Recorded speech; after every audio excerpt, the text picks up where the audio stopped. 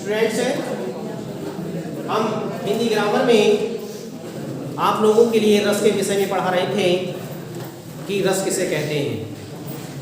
मैंने आपको रस के विषय में पढ़ाया था कि वाक्यम रसात्मक काव्यम, वाक्य के अनुसार जो रस की उत्पत्ति होती है, आनंद की अनुभूति होती है, जो हमारे अंदर मनोभाव उत्पन्न होते हैं, उन मनोभाव को ही रस कहा जाता है। जब हम किसी काव्य को पढ़ते हैं या कविता को सुनते हैं या किसी चलचित्र को देखते हैं तो हमारे मन में जो भाव उत्पन्न होते हैं उन भाव की अनुभूति ही रस कहलाती है। मैंने आपको रस के विषय में विस्तार से समझा दिया था। रस के मुख्य रूप से 4 अंग माने जाते हैं: स्थायी भाव, विभाव, अनुभव और संचारी भाव। संचारी भाव को अन्य व्यवचारी भाव के नाम से भी जानते हैं। इस तरह से अंग के 4 भेद होते हैं। उन 4 भेदों में सबसे पहले हम पढ़ेंगे कि स्थायी भाव किसे कहते हैं। स्थायी भाव वे भाव होते हैं जो मानव के चित्त में नित्य स्थायी रूप से स्थित रहते हैं। चित्त कहा जाता है हृदय के लिए। स्थायी भाव मनुष्य के हृदय में हमेशा उपस्थित रहते हैं, हमेशा पाए जाते हैं और रस की सामग्री प्राप्त होते ही यह क्रियाशील हो जाते हैं। कोई रस जब हमें प्राप्त होता है, उसकी सामग्री जैसे ही हमें प्राप्त होती है तो ये क्रियाशील हो जाते हैं। उन्हें स्थायी भाव कहा जाता है। स्थायी भाव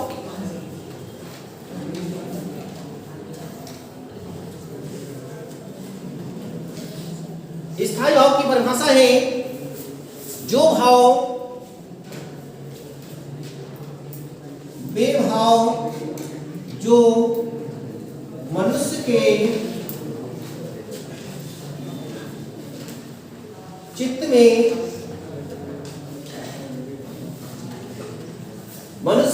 में चित्त कहा जाता है हृदय के लिए। मनुष्य के हृदय में नित्य स्थायी रूप से स्थित रहते हैं।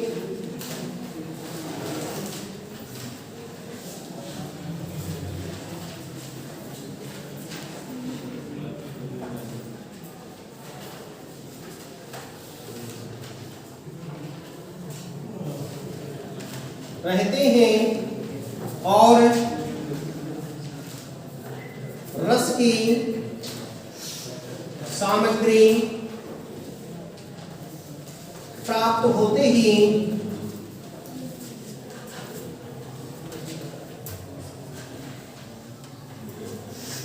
क्रियाशील हो जाते हैं।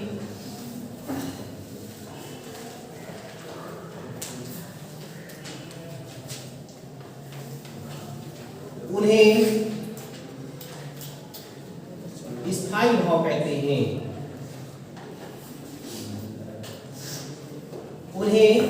स्थायी भाव कहते हैं।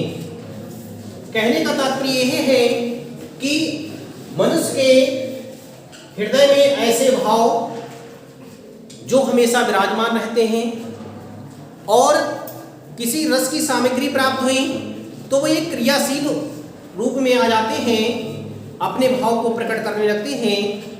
वे सभी स्थायी भाव कहलाते हैं। जैसे मान लीजिए हम साधारण मुद्रा में बैठे हुए हैं, कोई कविता सुन रहे हैं। कविता को सुनते सुनते हमारे अंदर एक दुख का भाव उत्पन्न हुआ। दुख का भाव उत्पन्न होने से हमारे अंदर एक नया स्थायी भाव जागृत हो गया और जब हमारे अंदर दुख उत्पन्न हुआ, नया स्थायी भाव जागृत हुआ, वही रस की अनुभूति ले लेता है और वही स्थायी भाव के रूप में क्रियाशील हो जाता है।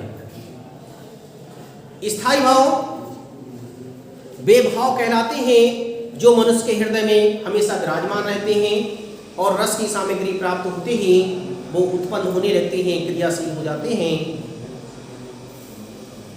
मानव के चित्त में सर्वत्र स्थायी बने रहने वाले भावों की संख्या आचार्यों ने 9 बताई है। जो हिंदी के शास्त्री हैं, हिंदी के विद्वान हैं, आचार्य हैं, उन्होंने कहा है कि मनुष्य के हृदय में 9 स्थायी भाव हमेशा विराजमान रहते हैं। स्थायी भाव ये 9 रस विभिन्न रूपों में उत्पन्न होते रहते हैं, अपने अपने रूप को प्राप्त करते रहते हैं।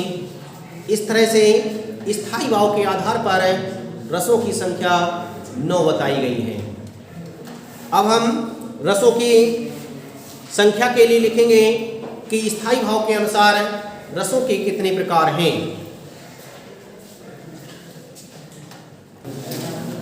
अब हम पढ़ेंगे कि स्थायी भाव के अनुसार रसों की संख्या कितनी होती है। स्थायी भाव के अनुसार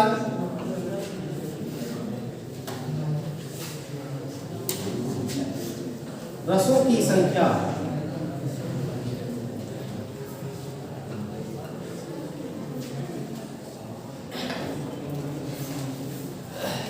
मैंने आपको रसों को समझाते समय ही बताया था कि भरत मुनि ने अपने नाट्यशास्त्र में 8 रसों का वर्णन किया है। भरत मुनि के अनुसार रसों की संख्या 8 मानी जाती है। उन्होंने शांत रस के लिए रस नहीं माना था। भरत मुनि ने अपने ग्रंथ नाट्यशास्त्र में रसों का वर्णन 8 रूपों में किया है। स्थायी भाव के अनुसार रसों की संख्या 9 मानी जाती है। इनके लिए हम क्रम से लिखेंगे। सबसे पहले हम लिखेंगे रस, इसके बाद लिखेंगे स्थायी भाव। सबसे पहले हम लिखेंगे श्रृंगार रस। श्रृंगार रस, श्रृंगार रस का स्थायी भाव होता है रति। श्रृंगार रस हमें 2 रूपों में प्राप्त होता है, एक संयुक्त श्रृंगार रस के रूप में, एक वियोग श्रृंगार रस के रूप में। दूसरा है हास रस। हास रस, हास रस का स्थायी भाव होता है हास। हास रस का स्थायी भाव हास होता है। हास रस वहां उत्पन्न होता है जहां पर हम किसी नाटक को या किसी विकृत वेशभूषा को देखते हैं और हमारे अंदर एक हंसी उत्पन्न हो जाती है, उसे ही हास रस कहा जाता है। तीसरा है भयानक रस। भयानक रस, भयानक रस का स्थायी भाव होता है भय। जहां पर भय की अनुभूति होती है वहीं पर भयानक रस उत्पन्न होता है। अगला है शांत रस।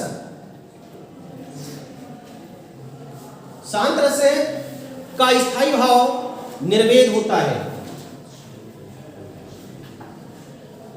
निर्वेद वहां पर कहते हैं जहां पर कोई आवाज ना हो, कोई शब्द ना हो, उसे ही निर्वेद कहा जाता है।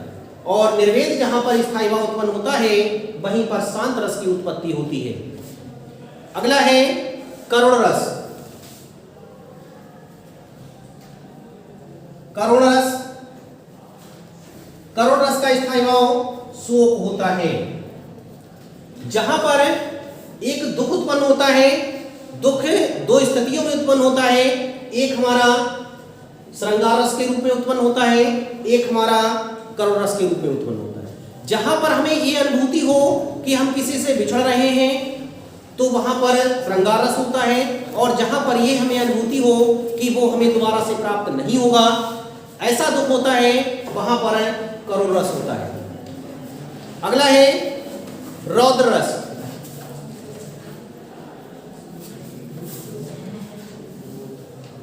रौद्र रस, रौद्र रस का स्थायी भाव होता है क्रोध।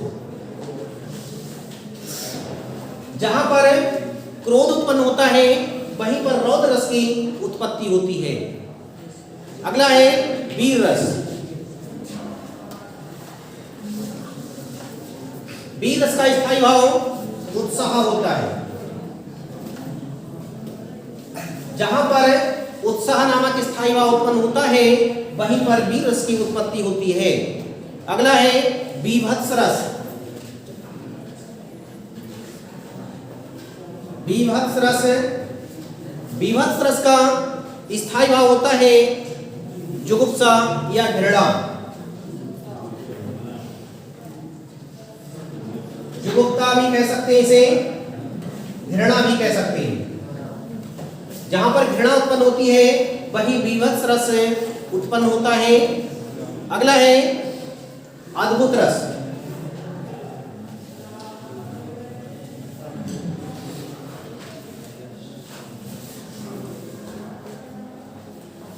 अद्भुत रस, अद्भुत रस की उत्पत्ति वहां पर होती है जहां पर विस्मय या आश्चर्य उत्पन्न होता है।